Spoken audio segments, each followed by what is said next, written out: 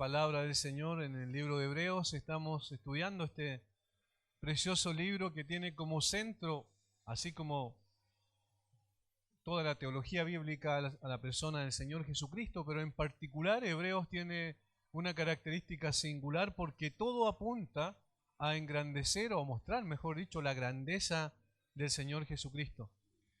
Es un libro escrito, es una carta escrita a un grupo de creyentes judíos, y también entre ellos había, por las advertencias permanentes que hace el libro, personas que no eran necesariamente creyentes, pero profesaban el cristianismo. Por eso las advertencias continuas que tiene hasta el capítulo 10, podemos ver advertencias muy fuertes, directas, a que reaccionaran esas personas antes de que fuera demasiado tarde. Entonces es doble digamos, los destinatarios que estaban leyendo, que tuvieron la oportunidad de leer la carta. Por un lado, creyentes, confirmando la fe de esos creyentes, apuntando a la excelencia de la persona del Señor Jesucristo, y por otro lado, aquellos que estaban en peligro de apostatar, y la apostasía solamente es de aquellos que no conocen al Señor, aunque sí profesan externamente la fe. En el capítulo 1 muestra cómo Cristo es el profeta por excelencia, porque Dios se reveló de una manera especial a través de los padres por los profetas de diferentes formas, dice el autor de Hebreos, pero Cristo es la revelación final, completa, total, definitiva de Dios. En estos postreros tiempos nos ha hablado por el Hijo. Y entonces comienza a mostrar la grandeza y la excelencia del Señor Jesucristo, la superioridad de Cristo sobre los ángeles. Luego hace una advertencia en el capítulo 2, versículo 1, después de que hace la exposición de que Cristo es superior a los ángeles, capítulo 2, versículos 1 al 4, y llama a los verdaderos creyentes a mantenerse en la línea, en el camino, y hace una advertencia también a aquellos que obviamente no estaban probablemente en el camino del Señor. Luego expresa la grandeza de Cristo en la salvación. No hay nadie que fuese como Él. De hecho, Él es el autor de la salvación, dice en el capítulo 2, versículo 10. Y que el propósito de la encarnación, dice en el versículo 14 y 15, es por un lado destruir al que tenía el poder de la muerte, esto es al diablo, y por otro lado librar a aquellos que estaban durante toda la vida sujetos a servidumbre. En el capítulo 3 comienza mostrando la superioridad de Cristo sobre Moisés, que era el ícono principal del judaísmo. Moisés era en esencia la persona más importante, de hecho los judíos lo consideraban inclusive más importante que los ángeles, de tal forma que allí el autor de Hebreos muestra como Moisés, siendo un hombre importante desde el punto de vista de cómo fue un instrumento en las manos de Dios, no obstante el Señor Jesucristo es superior a Moisés, porque Él no es el que sirve en la casa, y ahí se refiere al pueblo de Dios, sino que es el dueño de la casa, en comparación a Moisés, que siendo un hombre que sirve en una posición especial, no un siervo cualquiera, sino alguien que tenía la mayordomía de la casa en un sentido. No obstante, el Señor es superior por cuanto es el Hijo de Dios, tiene una filiación, una vinculación especial con Dios. Luego entonces comienza este tema del versículo 7, capítulo 3, versículo 7, hasta el capítulo 4, versículo 13, que es un solo tema en un sentido, y que es otra vez una advertencia. Advierte en muchas ocasiones, en varias oportunidades vemos esta reiteración del Salmo capítulo el Salmo capítulo 95, versículos 7 al 11, que reitera en esta advertencia solemne, muy dura, muy directa, que quiere llamar la atención de aquellos que escuchaban por primera vez estas palabras para que pudiesen volverse al Señor genuinamente en un verdadero arrepentimiento. Si oyereis hoy su voz, no endurezcáis vuestros corazones. Y repite nuevamente más adelante, si oyereis hoy su voz, versículo 15, no endurezcáis vuestros corazones. Y finalmente en el capítulo 4, versículo 7, nuevamente, si oyereis hoy su voz, no endurezcáis vuestros corazones. Esta es una advertencia continua, permanente, porque obviamente había gente que había escuchado la misma palabra y había escuchado el mismo evangelio, no obstante, no habían reaccionado en forma adecuada desde el punto de vista verdadero, de una transformación, de una conversión genuina. Y todo esto que el Señor, a través del autor de Hebreos, inspirado por el Espíritu Santo, por supuesto, está mostrando, también tiene pertinencia para el día de hoy. Nosotros vimos que la referencia principal que hace David en el Salmo 95 es a un hecho histórico ya del pasado que tiene que ver con el tiempo cuando se rebeló Israel en el desierto y finalmente quedaron, como consecuencia de ello, quedaron sus cuerpos en el desierto y no entraron a la tierra que Dios había prometido que la heredarían. Ahora, en este sentido, es notorio también la reiteración de una palabra que es en el fondo el tema en cuestión que quiere destacar y que es la palabra reposo. En el capítulo 4, versículo 3, solamente viendo el capítulo 4 vamos a ver cuántas veces se reitera en unos pocos versículos esta palabra. Pero los que hemos creído entramos en el reposo. Versículo 3, por tanto juré en mi ira, no entrarán en mi reposo. Versículo 4, porque en cierto lugar dijo así del séptimo día, y reposó Dios de todas sus obras en el séptimo día. Versículo 5, y otra vez aquí, no entrarán en mi reposo. Luego, en el versículo 7, versículo 8 quiero decir, porque si Josué les hubiera dado el reposo, no hablaría después de otro día. Versículo 9, por tanto queda un reposo para el pueblo de Dios. Versículo 10, porque el que ha entrado en su reposo también ha reposado de sus obras como Dios de las suyas. Versículo 11, procuremos pues entrar en aquel reposo para que ninguno caiga en semejante ejemplo de desobediencia. Al menos 9 o 10 veces reitera el mismo concepto y antes también en el capítulo 3 igualmente habla de lo mismo. De hecho, la ilustración histórica tiene que ver con el reposo y cómo los israelitas que salieron de Egipto, los que tenían 20 años hacia arriba, no entraron precisamente a la tierra de Canaán, que es una figura del reposo genuino, del reposo verdadero que se puede encontrar en Cristo.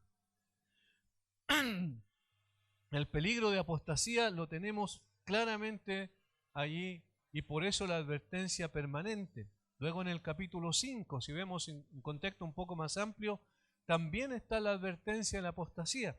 Versículo 11, acerca de esto tenemos mucho que decir y difícil de explicar por cuanto os habéis hecho tardos para oír, porque debiéndose llama esto, después de tanto tiempo tenéis necesidad que se os vuelva a enseñar cuáles son los primeros rudimentos de las palabras de Dios y habéis llegado a ser tales que tenéis necesidad de leche y no de alimento sólido.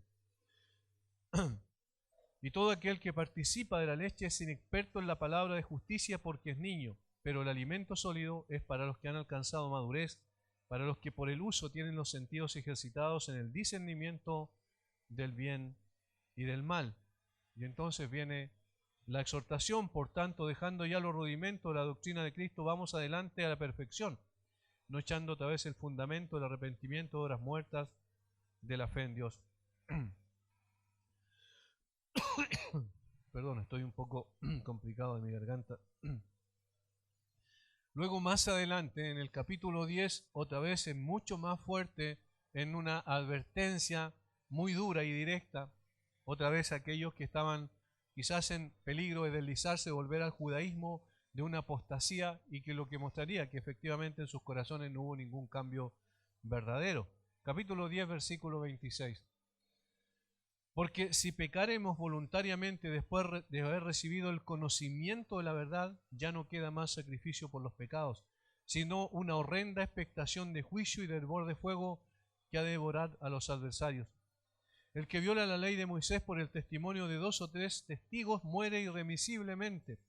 ¿Cuánto mayor castigo pensáis que merecerá el que pisoteare al Hijo de Dios y tuviere por inmunda la sangre del pacto en la cual fue santificado e hiciere afrenta al Espíritu de gracia?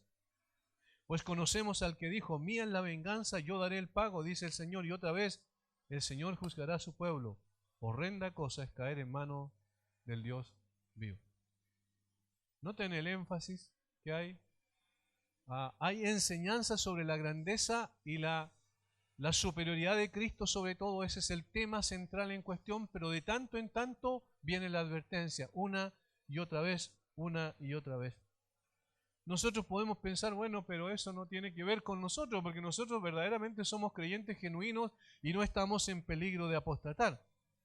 Bueno, eso es lo que la aplicación práctica de esta carta es llamar a la reflexión, al análisis, a mirarse en el espejo de la palabra y ver si las características de un cristianismo genuino se dan o no se dan en nosotros.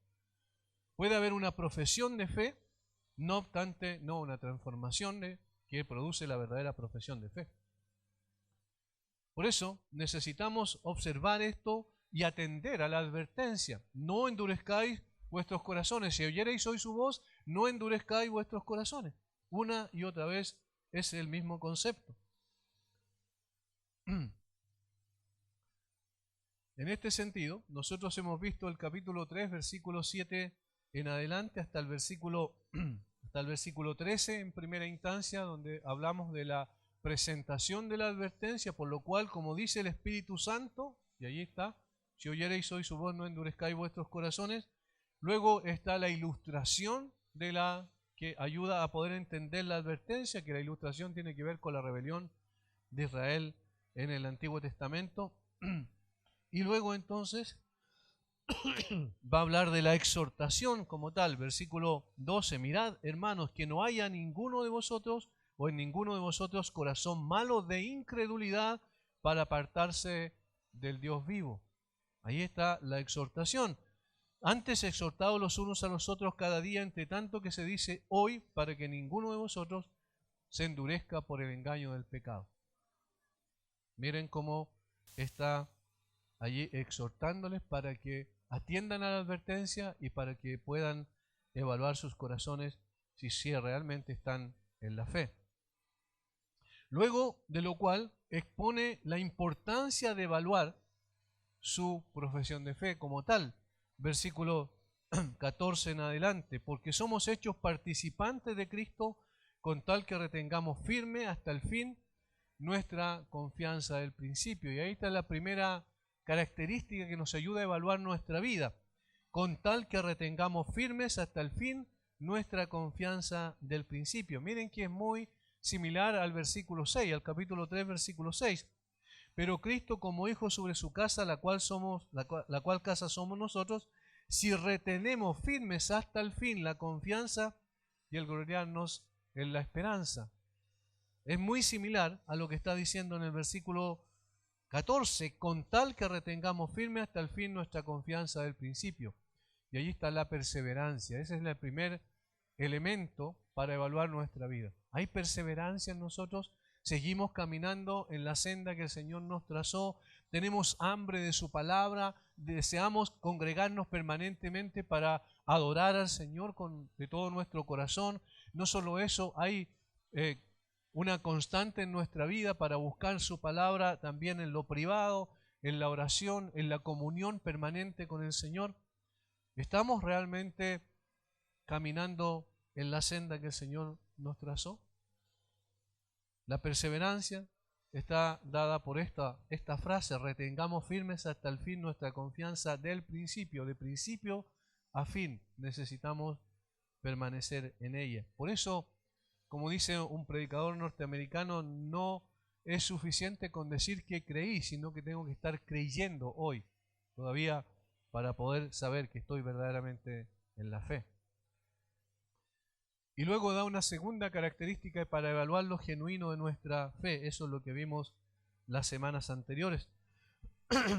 Capítulo 4, versículos 1 y 2.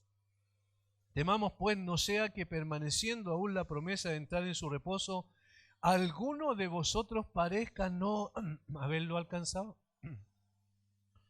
¿Alguno de vosotros parezca no haberlo alcanzado? Versículo 2, porque también a nosotros se nos ha anunciado la buena nueva, el Evangelio, como a ellos, pero no les aprovechó el oír la palabra por no ir acompañada de fe en los que la oyeron. Y ahí está lo segundo, que es la fe, que según el contexto bíblico, la fe como se utiliza bíblicamente no es simplemente un asentimiento intelectual, alguna verdad, algunas doctrinas esenciales, sino es una confianza absoluta en el Señor y en lo que Él ha hecho por nosotros y en su palabra, y un sometimiento en obediencia a esa palabra. Por tanto, podríamos decir que los dos elementos esenciales son perseverancia y obediencia, que la obediencia es la consecuencia lógica de una fe verdadera. Por tanto, en este sentido, la perseverancia no se requiere para ser salvo, sino que se expresa que realmente somos salvos. Una persona que es realmente creyente persevera. Es la consecuencia de la verdadera fe. Esto fue precisamente lo que no pasó con los judíos que salieron de Egipto.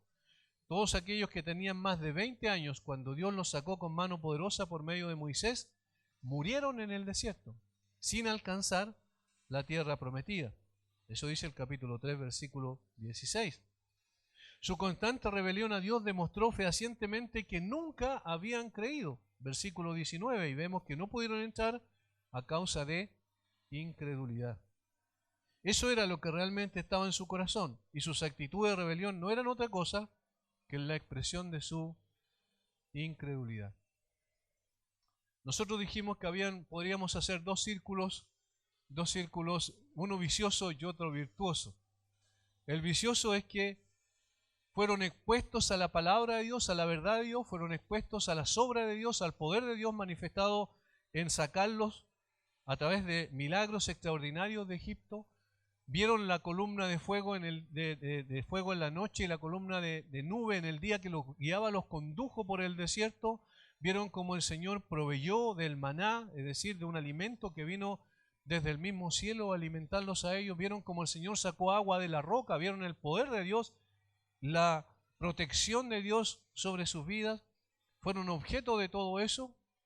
Sin embargo, no creyeron. Oyeron la palabra, no creyeron, y la tercera consecuencia de eso, o la consecuencia lógica de eso, es que se rebelaron contra Dios. Eso es lo que dicen los versículos 16 al 19 del capítulo 3. Oyeron la palabra, pero había incredulidad en sus corazones, y eso se manifestó a través de rebelión en contra de Dios. Ese es el círculo vicioso. Ahora, ¿cuál es el círculo virtuoso? El círculo virtuoso es que escucharon la palabra de Dios, creyeron en la palabra de Dios genuinamente, y eso le llevó a obedecer al Dios de la palabra. Noten la diferencia, la similitud y la diferencia. Ambos escucharon el mismo mensaje. Esa es la similitud. ¿Cuál es la diferencia? Que tenían un corazón de incredulidad, por un lado, y eso les llevó a rebelarse en contra de Dios. ¿Cuál es la diferencia con el otro? Aquellos que escucharon fueron los que creyeron, y los que creyeron fueron los que obedecieron. Estos dos círculos, uno vicioso y otro virtuoso, nos ayudan a ver qué es lo que significa realmente el cristianismo. Muchas veces la gente profesa creer en el Señor, profesa que efectivamente Cristo es el que murió por ellos en la cruz y con eso les dio salvación. Tienen una profesión de fe correcta, porque escucharon el Evangelio y lo entendieron muchas veces intelectualmente y lo aceptaron emocionalmente a veces también. Sin embargo, cuando no hay obediencia, esa es una evidencia de que no es una fe genuina, no es la fe que salva. Esas personas no han alcanzado el verdadero reposo. Ahora, de eso es lo que va a hablar precisamente en los versículos 2 en adelante o 1 en adelante, el capítulo 4, que es el verdadero reposo. Aplicando la ilustración de los judíos en el desierto que no entraron en el reposo que Dios les había prometido a sus padres, el autor de Hebreos comienza diciendo en el capítulo 4, versículo 1, temamos pues, miren la advertencia, temamos pues, no sea que, permaneciendo aún la promesa de entrar en su reposo, alguno de vosotros parezca no haberla alcanzado. Permaneciendo aún la promesa de entrar en su reposo, y ahí vamos a ver que aquí la palabra reposo se utiliza en 3 formas distintas, quizás hasta 4 formas distintas, según lo que quiere decir el autor. No obstante, aquí está claramente hablando de un reposo que trasciende, un reposo que va más allá de las circunstancias, un reposo que no tiene que ver necesariamente con Canaán, con la Canaán terrenal. Pero la advertencia es muy fuerte. Temamos pues. no sea que permaneciendo aún la promesa de entrar en su reposo, alguno de vosotros parezca no haberla alcanzado. Hermanos, eso es lo que nos está diciendo hoy también. Y este versículo 1 del capítulo 4, yo tengo que tomarlo también para mí personalmente y tengo que evaluar mi vida. Temamos pues. Aún el que está desde una plataforma como esta, ¿cierto? Desde un púlpito como este predicando, tiene que estar evaluando su propia vida. Así cada uno de ustedes, en forma permanente. Temamos pues, no sea que permaneciendo aún la promesa de entrar en su reposo, simplemente hemos aceptado algo en términos intelectuales, hemos aceptado algo en términos religiosos, formales. Realizamos ceremonias, hacemos actos como de adoración al Señor, pero quizás nuestro corazón no está muy cerca. Recuerden lo que el profeta Isaías dice: este pueblo de labios me honra, mas su corazón está lejos de mí. El profeta Jeremías repite el mismo concepto. De hecho, Jeremías fue a predicar al templo donde iban a ofrecer sacrificios permanentemente los judíos. Y alguien podría haber dicho, en ese contexto, en ese momento, estas personas son verdaderos genuinos creyentes, pero no eran genuinos creyentes, simplemente cumplían los rituales en forma externa. Noten el sentido de la advertencia solemne de estas palabras. Dicho de otra manera, está diciendo, cuidado, no sea que alguno de ustedes no hayan alcanzado realmente el reposo que Dios tiene para cada uno de aquellos que ponen su confianza en Él.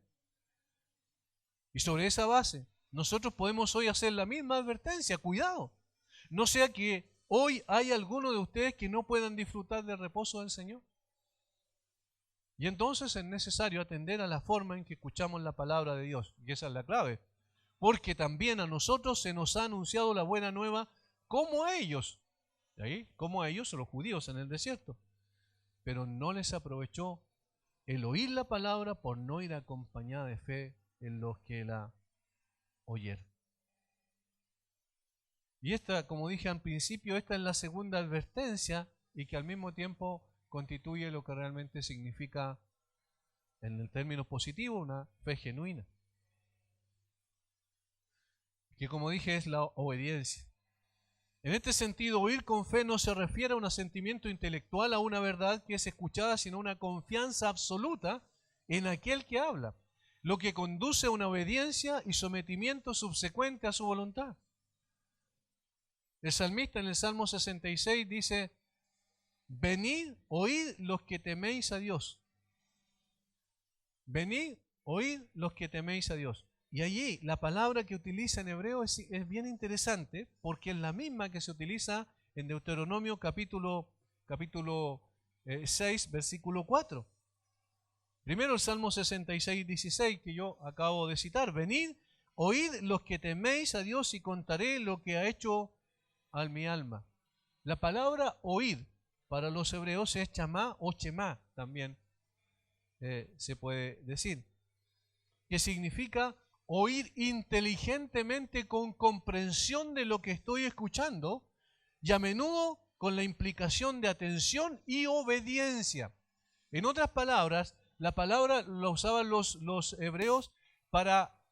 Era una sola palabra que tenía dos tipos de connotaciones. La primera era oír con inteligencia y la segunda era obediencia. Era una sola palabra, pero que tenía las dos implicancias.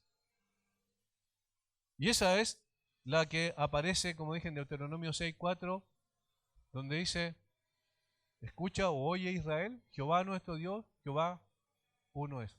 Ese es el Shemá de Israel, que era definitivamente el credo de los israelitas que repetían todos los días: escucha o oye Israel, Jehová nuestro Dios, Jehová uno es.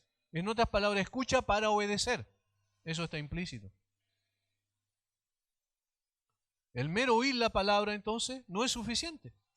Es necesario manifestar aceptación de esa palabra y esto se evidencia en la obediencia. ¿Recuerdan al Señor en Juan capítulo 14?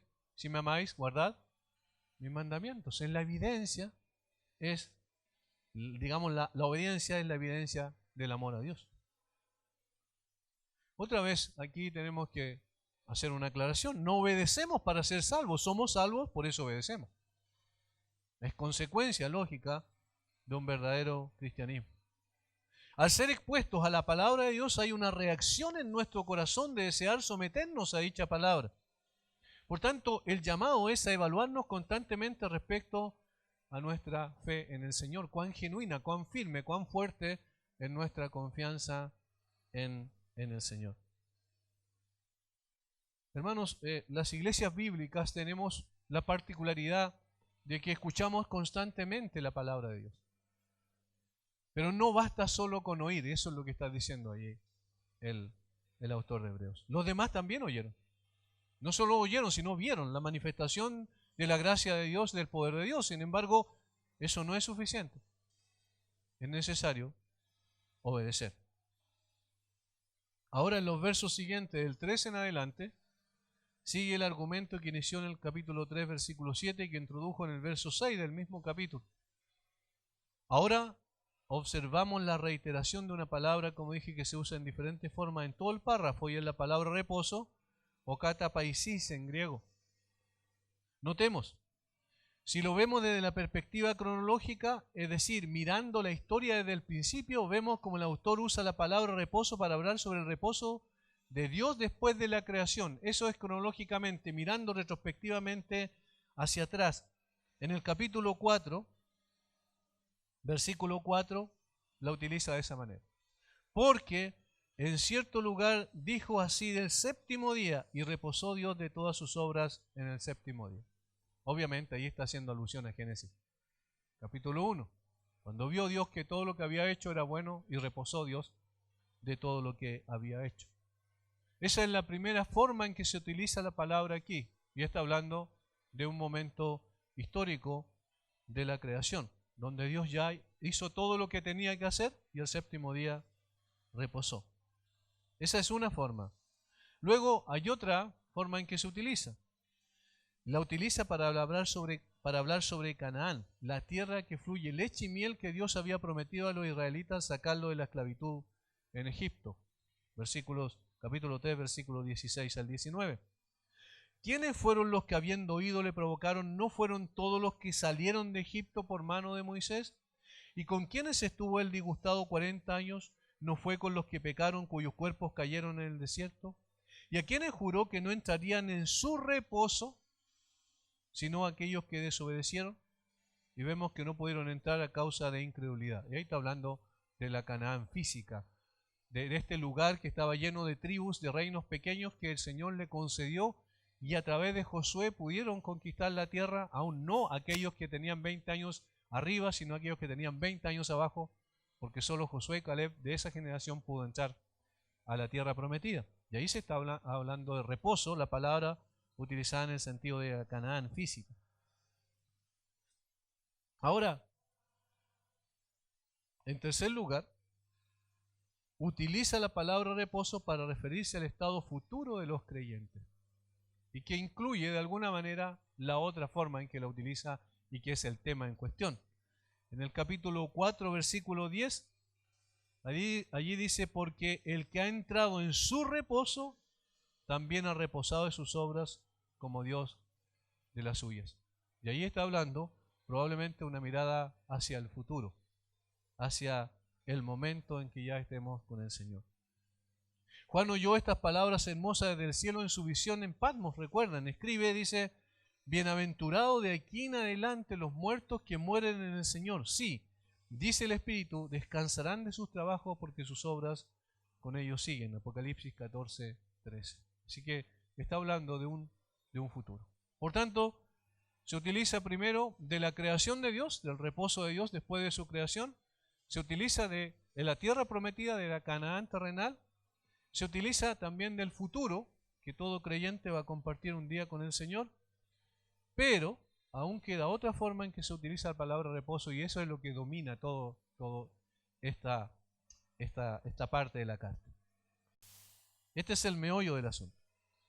Se usa para referirse a la paz con Dios o a la vida que Dios da. Y este es el tema del argumento del autor en esta carta. Es una advertencia y una exhortación a tener la certeza de haber alcanzado la paz con Dios, la vida de Dios, que es el verdadero reposo del Señor. En este sentido se utiliza como sinónimo de la salvación. obviamente. Veremos varias características de este reposo en el desarrollo del argumento que da el autor de Hebreos.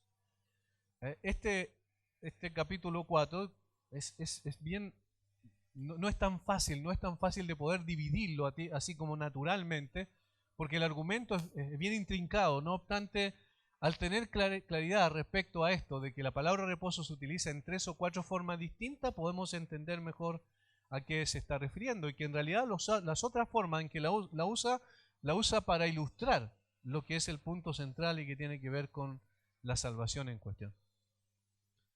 La primera característica es que este reposo es divino en su origen. Divino en su origen. Dice el versículo 3, pero los que hemos creído entramos en el reposo de la manera que dijo, por tanto juré en mi ira, no entrarán en mi reposo. En mi reposo. Es Dios quien ofrece el reposo, no es una idea del hombre, no es una idea de un conjunto de personas que se reunieron para formar un sistema religioso, no es la idea de una denominación determinada, sino que es la idea de Dios.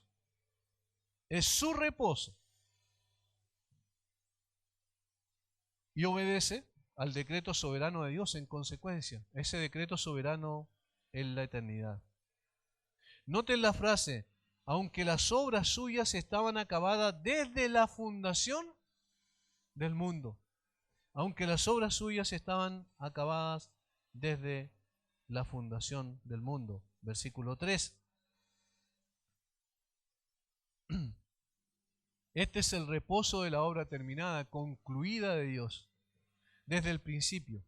El reposo de Dios en la creación es la anticipación del reposo verdadero de Dios que va a ofrecer en Cristo. Y en este aspecto tenemos que mirar y hacer un análisis teológico de lo que pasó realmente en la creación. Dios constituyó toda su creación, la hizo, la creó de la nada, ¿cierto?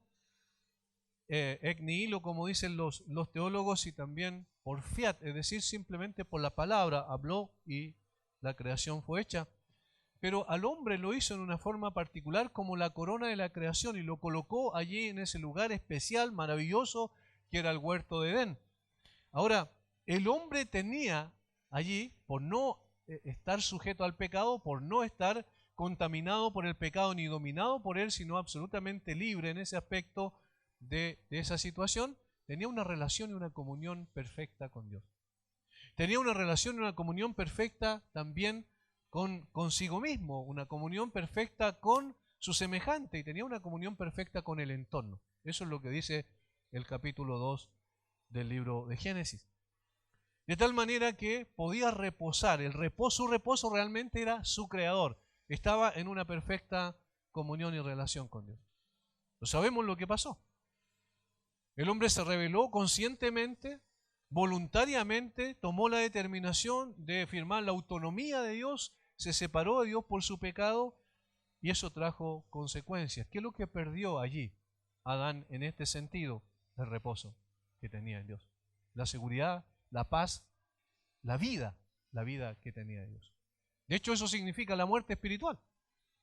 Fue separado de la vida de Dios. Y por eso es que el apóstol Pablo después presenta al ser humano como alguien que está muerto espiritualmente. El hombre muere espiritualmente, queda separado de Dios. Y entonces el Señor no lo pilla por sorpresa esto. No es algo que Él haya dicho, bueno, ya sucedió esto y ahora tengo que idear otro plan para poder volverle ese reposo que el hombre tenía y que perdió por causa de la desobediencia. Eso es absurdo, ¿cierto? Considerando quién es Dios. Dios sabía perfectamente lo que iba a suceder. De tal manera que Él tenía un solo plan y un solo propósito. Por eso es que allí dice en el versículo 3 al final, aunque las obras suyas estaban acabadas desde la fundación del mundo. Y esto no solo incluye la creación inicial, sino que incluye también lo que viene posteriormente, que es la recreación o la regeneración en Cristo. Eso ya también estaba establecido. Por tanto, el reposo de Dios en la creación es la anticipación del reposo que nos ofrece o que ofrece al hombre después en Cristo. La Biblia presenta la salvación como un hecho acabado, concluido y definitivo. Y este es el primer reposo que vemos en las Escrituras, debido a que Dios ya había acabado su obra en la creación y el hombre que había hecho a su imagen y semejanza gozaba del descanso de Dios, hasta el capítulo 2, porque en el capítulo 3 viene la debacle, como bien sabemos. Por lo que Dios instituyó el reposo del sábado como un símbolo del descanso verdadero y definitivo que vendría en Cristo. Por causa de que el hombre perdió su reposo en Dios por desobediencia. Lo que el primer Adán perdió, el segundo Adán lo restauraría. Perdió su relación con Dios y en consecuencia quedó sin vida espiritual como la que procede de Dios, y entonces Dios tenía ese plan perfecto ideado antes de la fundación del mundo para enviar a su Hijo y para que a través de él pudiese el hombre recuperar esa vida que perdió ahí en el Edén. Alguien resumió muy bien todo esto en tres palabras. Todas las palabras tienen una misma raíz. Dijo creación, degeneración, regeneración. Fíjense cómo todos tienen la misma raíz. Creación, degeneración, regeneración. El Señor creó, hizo perfecto todo, vino el hombre, posteriormente pecó, y allí en el pecado se degeneró completamente en todas sus facultades espirituales, porque perdió la vida espiritual que tenía de Dios, y luego entonces viene la regeneración. Y a ese reposo es al que se refiere, porque eso es producido por la obra del Señor Jesucristo. Por tanto, para Dios lograr restablecer el reposo del hombre que había creado, debió eliminar la barrera que lo impedía y que era el pecado. Y eso fue precisamente lo que hizo en Cristo. Dio al hombre lo que estaba perdido, la vida de Dios o el reposo de Dios. De tal manera que en Cristo el hombre vuelve a tener reposo y para siempre. De allí la historia de Dios con los israelitas, que Dios prometió una tierra para ellos, Canaán, que era al mismo tiempo un símbolo del verdadero descanso en Cristo. Era un símbolo del verdadero descanso en Cristo. ¿Notan cómo Dios está detrás de todo? Como es un solo plan, como Dios siguió desarrollando su plan perfecto sin ningún tipo de interrupción, porque el hombre, a pesar de su desobediencia, él no sabía obviamente que estaba dentro del plan de Dios eso para poder posteriormente enviar a su Hijo a salvarlo, a sacarlo de esa condición.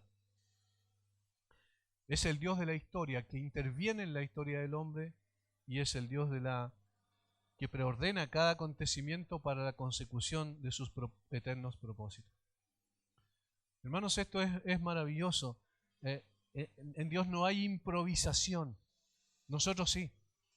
Nosotros muchas veces improvisamos. Nosotros determinamos un plan y un propósito y finalmente hacemos una serie de arreglos en el camino porque no tenemos dominio ni gobierno sobre las circunstancias.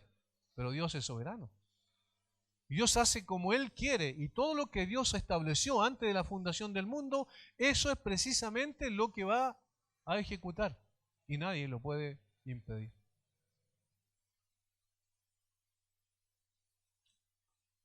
Canaán era la sombra, Cristo es la realidad. Así como el sábado era un símbolo y también entonces Cristo es el reposo verdadero.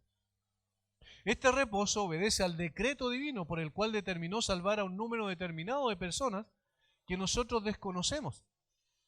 Noten el verso 6. Dice, puesto que falta que algunos entren en él. Eso es interesante. Dice, por lo tanto, puesto que falta que algunos entren en él. Y aquellos a quienes primero se les anunció la buena nueva no entraron por causa de desobediencia. Otra vez se estaba refiriendo a los israelitas en el desierto, pero dice, falta que algunos entren en él. O sea, es un reposo en desarrollo, vamos a decir. Es decir, esta posibilidad de poder volver a tener vida espiritual todavía está vigente para que cada persona que crea en el Señor Jesucristo pueda entrar a ese reposo. ¿Quiénes? ¿Cuántos son? No tenemos idea. Eso solo está en el secreto de Dios. Sin embargo, es evidente que cuando se complete este número que Él ha determinado por su decreto soberano, ya no habrá oportunidad de acceder a este reposo. De allí más adelante vamos a ver la insistencia en el hoy. Si oyereis hoy su voz, si oyereis hoy su voz, porque va a llegar un momento donde ya va a ser imposible. El decreto soberano de Dios lo vemos en varias partes de las Escrituras. Conocido es el texto de Efesios capítulo 1, versículo 3, que es uno, y en adelante, que es uno de los más evidentes respecto a ese decreto soberano de Dios. Bendito sea el Dios y Padre de nuestro Señor Jesucristo, que nos bendijo con toda bendición espiritual en los lugares celestiales en Cristo, según nos escogió en Él, en Cristo, antes de la fundación del mundo, para que fuésemos santos y sin mancha delante de Él. El versículo 4 es extraordinario porque sintetiza todo el plan de Dios. Según nos escogió en Él, miramos hacia atrás a la eternidad pasada, antes de la fundación del mundo. Es decir, es una elección atemporal. E incondicional, porque nadie existía en ese momento. Antes de la fundación del mundo, y miren cómo se mira el futuro ahora, para que fuésemos santos y sin mancha delante de Él. ¿Y eso cuándo va a ser? Cuando la novia, que es la iglesia, sea presentada a su novio en las bodas del Cordero. De tal forma que hay una mirada hacia atrás y hay una mirada hacia adelante, de eternidad a eternidad. Este es el punto. Por eso es que hablamos de atemporalidad. Este es el decreto de Dios, el decreto soberano de Dios por el cual estimó salvar a un número definido, determinado de personas, y que lo iba a hacer a través de la persona de su Hijo. ¿Quién puede cuestionar esto? ¿Quién puede decir que en realidad el hombre se salva porque Él ha determinado salvarse cuando el que determina salvar es el Señor? Por eso este reposo es de origen divino. No es que el hombre dijo en un momento determinado, necesito que alguien me salve, sino que Dios vino, sabiendo la condición del hombre, a buscar y a salvar, ¿qué cosa? Lo que se había perdido. También las palabras de Jesús después de la alimentación de los 5.000 que están registradas ahí en el Evangelio de Juan, también son singulares en este sentido del decreto divino de salvar a cierto número de personas. En el capítulo 6, versículo 44, dice: ninguno puede venir a mí si el Padre que me envió no le trajere, y yo le resucitaré en el día postrero. Ninguno puede venir a mí, sino por el decreto de Dios. Ninguno puede venir a mí si el Padre que me envió no lo trajere. Versículo 65. Y dijo: por eso os he dicho que ninguno puede venir a mí si no le fuere dado del Padre. Entonces, cuando habla de reposo, hablamos entonces de que este reposo se origina en la mente perfecta de Dios. Dependemos absolutamente de eso. Nosotros cuando predicamos el Evangelio dependemos de que Dios en su gracia quiera salvar a una persona. Nosotros no podemos salvarlo, pero Dios sí, porque Él es el autor de este reposo. Y quiere que las personas accedan por medio de la fe, pero por medio de la fe en la persona del Señor Jesucristo. Esto va a ser posible cuando se proclame, cuando se predique el Evangelio. Por eso el absurdo que algunos dicen, bueno, estas personas que creen en la elección soberana de Dios, entonces no debiesen predicar porque total Dios va a salvar a los que estimó salvar. Sí, pero Dios estimó salvarlos por la locura de la predicación. De tal manera que nosotros somos llamados a predicar a toda persona porque, como dije hace un momento atrás, no tenemos idea quiénes son ni cuántos son. Y entonces, ¿a quién le predicamos? A todas las personas. Por tanto, el origen de este reposo es Dios mismo. Y es ofrecido al hombre como objeto del amor de Dios en Cristo. En segundo lugar, este reposo es presente en cuanto a su tiempo. Es decir, es un presente continuo. Mientras estemos en esta tierra, mientras tengamos vida. La insistencia en reiterar el Salmo 95, 7 al 11 es hacer énfasis en el hoy. Si oyereis hoy su voz, no endurezcáis vuestros corazones. Es decir, el reposo que Dios ofrece en Cristo es presente. Está disponible hoy y es urgente su aceptación. Estas dos cosas están implícitas en el hoy. Está disponible hoy y es urgente su aceptación. De allí la insistencia en la predicación y en el llamado que se realiza a que las personas se arrepientan y coloquen su fe en el Señor Jesucristo ahora, en este tiempo, antes de que sea demasiado tarde. Mientras tengamos vida está la oportunidad de encontrar este reposo que se encuentra en Cristo por la fe. Una de las cosas que me llama poderosamente la atención, no sé si ustedes hacen la misma reflexión, el mismo análisis de los acontecimientos, es que de tanto en tanto, no sé si se han dado cuenta de eso, pero de tanto en tanto aparece una amenaza mundial. ¿Se han dado cuenta de eso? Y digo una amenaza entre comillas, porque hoy es el coronavirus. Yo estaba resfriado, pensé capaz que me junté con algún chino y por eso estoy así. El famoso coronavirus y la gente hablando todo de esa. ¿Saben ustedes que en China son más de 1.000 millones de personas? ¿Y saben cuánto han muerto por ese virus? 265 personas. Pero es una amenaza mundial. Y los medios de comunicación tratan de que toda la gente esté, uy, no voy a salir, no me voy a juntar, no voy a ir al mall chino porque me puedo contagiar. ¿Saben? Eso es absurdo. Pero miren cómo los medios de comunicación dominan la psiquis de la gente. Los mantiene concentrados en esas cosas. Y la verdad es que probablemente ninguno de los que estamos aquí vamos a ser contagiados de eso. Pero hay un problema mayor. Y que el enemigo es muy sabio para hacernos preocupar de cosas que no tienen trascendencia. Un problema mayor. Y el problema mayor es el pecado. ¿Pero quién está preocupado del pecado? ¿Ustedes lo ven en los medios de comunicación? Diciendo que terrible, la gente está en pecado. Está muriéndose en su condición de pecador. Obviamente nadie. Y entonces, el enemigo trata de sacarnos de lo realmente esencial. Si hay algo de lo cual hemos de preocuparnos, es de eso precisamente, que el pecado es una enfermedad terriblemente mortal, no solo física, porque producto del pecado entró la muerte, ¿cierto? Sino también espiritual, porque producto del pecado entró la muerte espiritual. Y esto sí que es importante. Por eso, si oyereis hoy su voz, allí está la necesidad de predicar la palabra de Dios tal cual como ha sido revelada. Si oyereis hoy su voz, no endurezcáis vuestros corazones. ¡Cuidado! Hermanos, vamos a morir. Todos los que estamos aquí, todo el mundo va a morir. Porque la tasa de mortalidad es del 100%. El punto no es de qué vamos a morir, el punto es cómo vamos a morir. Si vamos a morir con Cristo o sin Cristo. Eso sí que es importante. Y por eso atiende hoy a la voz del Señor. Pero pastor, usted está hablando con gente que somos creyentes. Sí, bueno, pero la advertencia sigue siendo importante.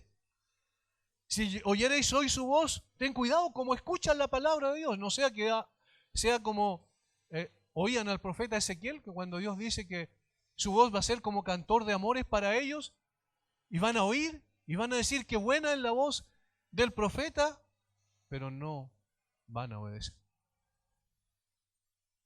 Por eso es importante entender que este reposo hoy está vigente, la puerta está abierta hoy. Pero va a llegar un momento donde se va a cerrar. Así como la puerta del arca estuvo abierta durante un tiempo, pero posteriormente cuando vino el diluvio ya no había ninguna esperanza, así también va a llegar un momento donde la gracia de Dios va a cerrar la puerta. Ya no vamos a pasar este tiempo y no sabemos cuándo es. Mientras tengamos vida está la oportunidad de encontrar este reposo que se encuentra en Cristo por la fe.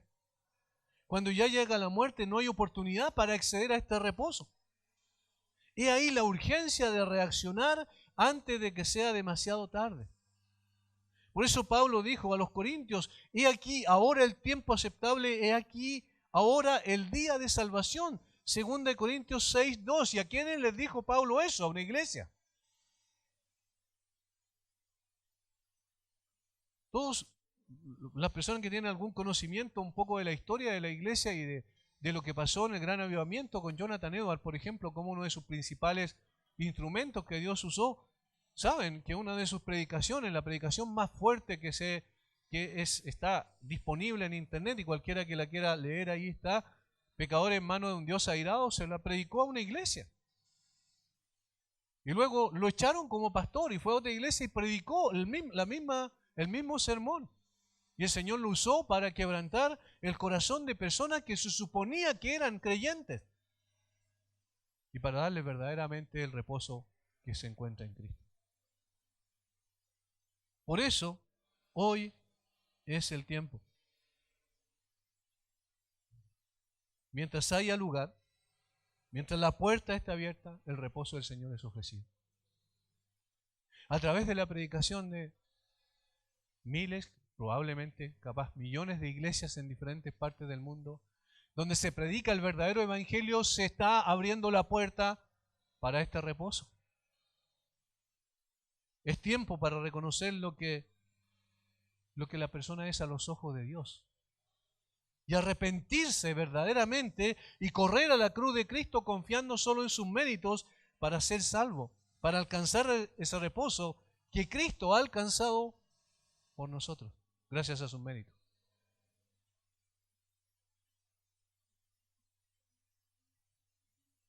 En tercer lugar,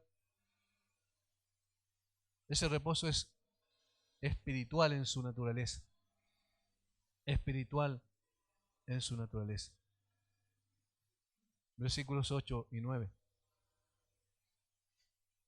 Miren la comparación que hace aquí con Josué, que en definitiva Josué llevó al pueblo de Israel a Canaán, ¿cierto? El Señor estableció que Josué sucediera a Moisés como líder del pueblo y lo introdujera a Canaán. ¿Por qué?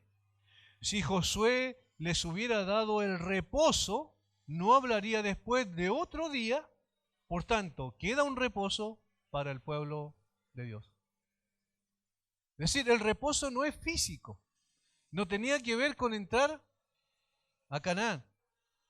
No tenía que ver con poseer la tierra que Dios le había dado. El reposo del cual habla la Biblia y que sí trasciende y es esencial, es espiritual. Noten lo que dice, porque si Josué les hubiera dado el verdadero reposo, no hablaría después de otro día. Aquí se aprecia que el verdadero reposo no consiste en algo que tenga que ver con lo material. No tiene que ver con algo palpable que nosotros podamos tener como lo que tenemos aquí frente a nuestros ojos y que podemos tocar y que podemos experimentar con los sentidos. Se refiere a un reposo espiritual. Una tierra como Canaán no era el reposo verdadero, sino que es espiritual en su esencia, el reposo que Dios ofrece en Cristo. No lo da Josué, sino Jesucristo. Es interesante, eso es al margen, es interesante que Josué y Jesús vienen de la misma raíz en el hebreo, desde el punto de vista de que significa Jehová de salvación. Josué los introdujo físicamente a Canaán, pero el Señor nos introduce espiritualmente a un reino eterno. Es un reposo que no consiste en prosperidad material como algunos hoy utilizan la fe para llenarse los bolsillos de dinero. Hace poco apareció en televisión un hombre, porque siempre llevan a personas que obviamente traten de desprestigiar el Evangelio, no a quienes puedan prestigiar el Evangelio a través de una presentación coherente y consistente de lo que significa el cristianismo. Invitaron a una persona y él defendía absolutamente la prosperidad material como parte de lo que significaba el Evangelio.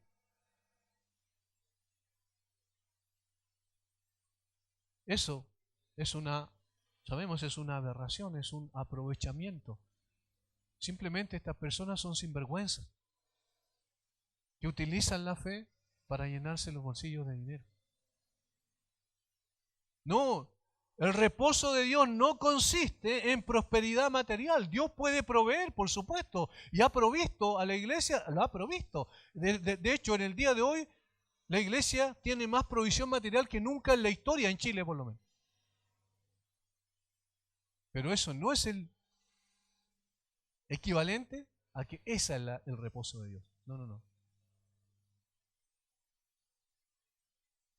No es tampoco buena salud. Como asocian algunos, dicen, si realmente tú eres un hijo de Dios, entonces no puedes estar enfermo. Si estás enfermo, entonces estás en pecado. Eso no tiene ningún sentido. La Biblia no dice eso. De hecho, cuando los discípulos le dijeron, cuando vieron al hombre ciego de nacimiento, en Juan capítulo 9, le preguntaron, ¿quién pecó, este o sus padres, para que él haya nacido así? Y Jesús le dice, no, ni sus padres ni este, sino que para que las obras de Dios se hagan manifiestas en él. Había un propósito detrás de eso, pero no tiene que ver con buena salud. No es que los creyentes tenemos que tener una salud impecable, o el concepto típico de la gente, si eres creyente todo te va a ir bien. No es así. La Biblia dice todo lo contrario. El apóstol Pablo es una negación en su propia vida de lo que es un evangelio de la prosperidad, un evangelio de la sanidad. Ninguna de esas cosas. Tampoco consiste en éxito en esta tierra, al aplauso y la aceptación de la gente. Hermanos, me dio mucha tristeza ver un comunicado oficial de una de las iglesias históricas en Chile, donde firmaba el presidente de la denominación, donde firmaba el presidente de los pastores de la denominación y donde firmaba el presidente del departamento de teología de la denominación. Hablando en nombre de toda la denominación, probablemente hay gente que no se identifica dentro de esa misma denominación con lo que dijeron, pero un comunicado oficial donde dicen que ellos están a favor de una nueva constitución porque esa es la manera en que Chile va a salir adelante. Y dicen otras cosas en el comunicado oficial. ¿Saben? Lo más triste de eso no solo fue esa declaración, sino fue el hecho de que después un hombre ateo que odia al cristianismo, que es un diputado de la República, lo publicó en sus redes sociales, aplaudiendo lo que hacía esa denominación. Hermanos, cuando el mundo ateo, el que odia a Cristo, está aplaudiéndonos, hay un problema grave. No veo al diablo aplaudiendo la obra de Dios. No, el éxito en esta tierra, el aplauso y la aceptación de los hombres no es el reposo de Dios. De hecho, el reposo de Dios, de los que realmente están en el reposo del Señor Jesucristo, es todo lo contrario. El mundo os aborrecerá. Los que quieren vivir piadosamente en Cristo Jesús padecerán persecución. Es todo lo contrario. El reposo de Dios no tiene que ver con prosperidad material, riqueza, no tiene que ver con buena salud, no tiene que ver con éxito en esta tierra. Esos son los movimientos heréticos que se han introducido dentro del cristianismo y que están enseñando falsedades. No, el reposo de Dios es espiritual en su naturaleza. Más allá de las aflicciones del tiempo presente. Es un reposo que ya podemos disfrutar a pesar de circunstancias adversas, dificultades, dolores, etc. Es un reposo que tiene que ver con la paz de nuestra alma, saberse perdonado por el Señor, de disfrutar de la paz de Dios, de la comunión con Dios, de la certeza de que no hay condenación para los que estamos en Cristo Jesús. Ese es el reposo. Y eso está más allá de las circunstancias que no podemos manejar. Las aflicciones del tiempo presente no son comparables con la gloria venidera que nosotros ha de manifestar. Hermanos, de eso se trata, no es un asunto material, físico. Y si tenemos algo, gracias Señor, y si no lo tenemos, gracias Señor igual, porque tenemos a Cristo y eso es suficiente. Él es nuestro reposo. En cuarto lugar, este reposo es trascendente en su alcance, en su extensión. Fíjense lo que dice el versículo 10 del capítulo 4, porque el que ha entrado en su reposo también ha reposado de sus obras como Dios de las suyas. Y como dijimos anteriormente, este versículo claramente está apuntando hacia el futuro. ¿El reposo es presente? ¿Lo obtenemos aquí en esta tierra? Claro que sí, pero lo disfrutamos más allá de esta tierra. Alcanzar en este lado de la eternidad ese reposo que Dios ofrece en Cristo es la garantía de llegar un día al reposo eterno. ¿Cuántos de nuestros hermanos han partido? ¿Cuántos de aquellos que han profesado la fe, cuántos de aquellos que han sido consistentes con su fe, su confianza en el Señor han partido? Ya no están con nosotros. Hubo una separación de nosotros, hubo un dolor en nuestro corazón por eso. Sin embargo, ellos alcanzaron ese reposo aquí en la tierra al haber confiado en Cristo. Y ahora lo disfrutan sin relación con el pecado. Qué extraordinario es. De tanto en tanto me pasa esto, que cuando uno ve sus contradicciones internas, muchas veces dice: Señor, ¿por qué no estar contigo? Lo cual, dice Pablo, es muchísimo mejor. Es muchísimo mejor, porque ahora ahí en ese lugar, cuando esté contigo, ya no voy a ofrecerte un servicio incompleto como el que te estoy sirviendo, te estoy dando hoy. No para escapar de las circunstancias, como algunas personas dicen, ¿cierto? Cuando vienen las situaciones difíciles, dicen: "Uy, Señor, ven por favor, porque ya esto no da para más". Y es una forma de decir: vamos a escapar de esta situación. Pero no, Pablo no está pensando en eso. Pablo está en la cárcel y escribe a los filipenses y dice: no, para mí el vivir es Cristo y el morir es ganancia. Y estar con Cristo es muchísimo mejor, pero está diciendo estar con Cristo es muchísimo mejor pensando en cómo va a seguir sirviendo eternamente al Señor, disfrutando de ese reposo extraordinario sin relación con el pecado. Eso es lo más grande que una persona pueda jamás disfrutar. El pecado hoy día todavía está en nuestros miembros, el pecado todavía es un remanente que hay en nosotros y todavía luchamos con ello. Y muchas veces, hermanos, como dice el apóstol Pablo, nos unimos a su grito desesperado: miserable de mí, ¿quién me librará de este cuerpo de muerte? ¿No es verdad? Pero qué maravilla cuando ya no estemos sujetos a este cuerpo de muerte que todavía tiene residuos remanentes del pecado, si no estemos para siempre con el Señor. Allí entraremos en el reposo pleno, completo, definitivo, consumado. No cabe duda que, como dijimos al principio, este versículo es análogo al de Juan, que escribe en la isla de Patmos, en Apocalipsis 14:3. Bienaventurados, felices, dichosos, de aquí en adelante los muertos que mueren en el Señor. Sí, dice el Espíritu, descansarán de sus trabajos, porque sus obras con ellos siguen. Qué bueno es. No solo pensar en este futuro glorioso que nos espera más allá de esta tierra, sino ya degustar algo de eso aquí, en este tiempo. Disfrutar algo de eso. Y hermanos, el hecho que nos congreguemos y el hecho de que el autor de Hebreo más adelante va a decir, no dejando de congregarse como algunos tienen por costumbre, es precisamente para que podamos disfrutar un pedacito de cielo aquí en la tierra.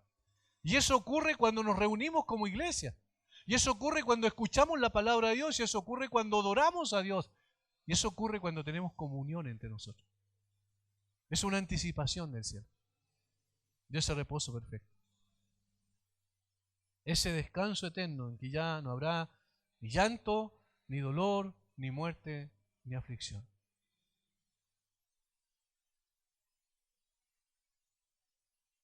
Este será la consumación del reposo que hemos alcanzado en Cristo Jesús, nuestro glorioso Salvador.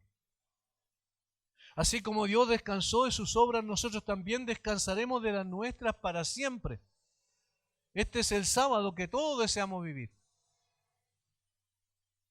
que hoy esperamos con ansias. Ese es el momento especial donde Cerremos nuestros ojos en esta tierra y lo abramos en la presencia misma de nuestro Señor, donde le veremos a Él tal cara a cara y seremos semejantes a Él. Ese es el reposo que nos hace mirar hacia el futuro. Es trascendente en su alcance. No hay ninguno como Él. No hay ningún otro que se le parezca. Hermanos, qué maravilloso que Cristo sea nuestro reposo. Nada más necesitamos. Estamos absolutamente plenos, completos en Él, como dice el apóstol Pablo, que Él es la plenitud de aquel que lo llena todo en todos. Que el Señor nos ayude, que nos dé gracia y sabiduría, que evaluemos también nuestra vida en función de las Escrituras para vivir en este reposo con gozo en nuestro corazón, con disposición en nuestra alma y con obediencia en nuestra conducta, sometido a la voluntad de Dios. Padre, te damos gracias a ti porque tus planes son perfectos, Señor. Porque has dispuesto desde antes de la fundación del mundo salvar a un número indeterminado de personas que solo está en tu sola potestad conocerlo. Y enviaste a tu Hijo para eso. A dar su vida, a morir en una cruz en el lugar de nosotros los pecadores, para darnos el privilegio de entrar a un reposo maravilloso. Y está más allá inclusive de toda la reflexión que podamos hacer y de todos los conceptos que podamos mantener o alimentar en nuestra cabeza o en nuestro corazón. Es un reposo glorioso. Gracias por no dejarnos a la deriva cuando perdimos eso en el Edén. Gracias por compadecerte de nosotros y enviar a tu Hijo a morir por quienes no merecíamos nada bueno. Gracias, Señor, por volvernos a ti en arrepentimiento y fe. Un arrepentimiento y fe que se debe manifestar en forma permanente. Danos de tu gracia para vivir conforme a ese reposo que tenemos en Cristo. Y poder proclamar también esta verdad. Porque si oyereis hoy su voz, no endurezcáis vuestros corazones. Todavía es tiempo. La puerta está abierta. Señoría, alguna persona que no ha tenido genuinamente el privilegio de entrar en esta puerta y para tener este reposo, oramos que tu Espíritu le convence, lo lleve a tus pies. Gracias una vez más por tu gloriosa palabra. En el nombre de Jesús. Amén.